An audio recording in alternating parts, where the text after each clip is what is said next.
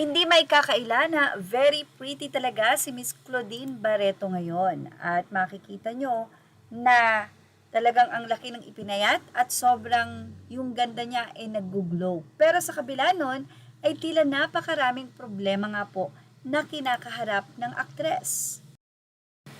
Kamakailan lamang ay nagkaroon ng issue hinggil sa pangingidnap sa kanyang mga anak, pero kinalaunan ay naging maayos din naman. At ngayon ay tila may problema na namang kinakaharap ang nasabing aktres. Nagulantang nga ang mga fans at followers ni Claudine Barreto sa kanyang sunod-sunod na Facebook post nitong Biyernes ng gabi.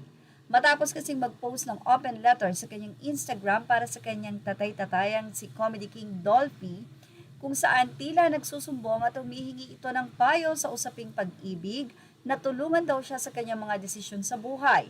Bigla na lang nag-wireless mode si Claudine sa kanyang series of posts sa Facebook. Una, sa 4 na magkakasunod na post nito, "This is the first and last time I'm going to say this. Bastusin niyo anak kong si Yami, hahabulin ko kayo at mananagot kayo sa akin at sa daddy niya.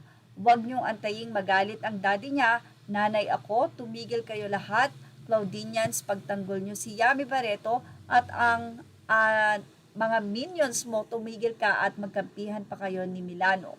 Yes, ikaw, Ana at Milano, leave me and my people and my children alone."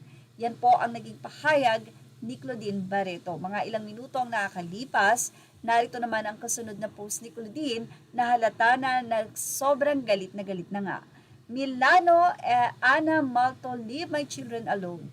You both are delusional. Going behind my back, Ana, ano sabi mo about Milano? Recorded and screenshots na nasa lawyers ko. Gusto nyo demandahan tayo? Do not touch my children, especially Yami. Birds of the same feather." Yan ay nakapagmura pa si Claudine. "Tumigil kayo sa mga plano nyo. Stop going behind my back and huwag magbabalik ta rin si Ami. Pinasasakay niya lang ikaw. Ami, leave us alone mga walang blank. I am a mother." Sa naging pangatlong post naman ni Claudine Barreto ay humihingi na nga ito ng tulong sa kanyang mga fans or tinatawag niyang Claudinians, mga palanggas. Aniya, "My palanggas and Claudinians, please protect my daughter Yami and my children from these people who won't stop harassing my children. Sab Saint and Yami and Marisol. I am grieving and gusto nilang demandahan ni Sol.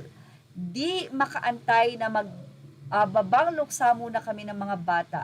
If something happens to my daughter Yami, you guys better hide. Please, I'm begging you, my Claudinian, stop them and allow my family and I to grieve."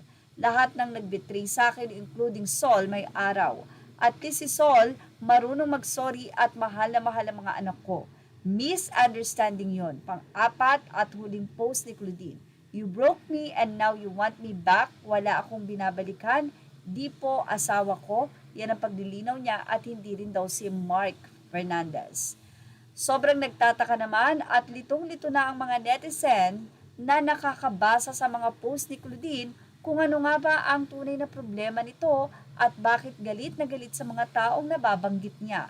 Isa na nga rito ay ang kanyang boyfriend na si Milano Sanchez, ang younger brother ni Corina Sanchez. Kung matatandaan kasi, nagpunta at nakiramay pa si Milano at Ateng Corina sa lamin ng Mami Inday Barreto si Claudine last month lang.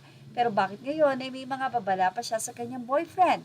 Ang siste, hindi na makikita ngayon ang Facebook account ni Claudine, ang naunang 2 post dahil burado na nga daw ito sa kanyang Facebook post.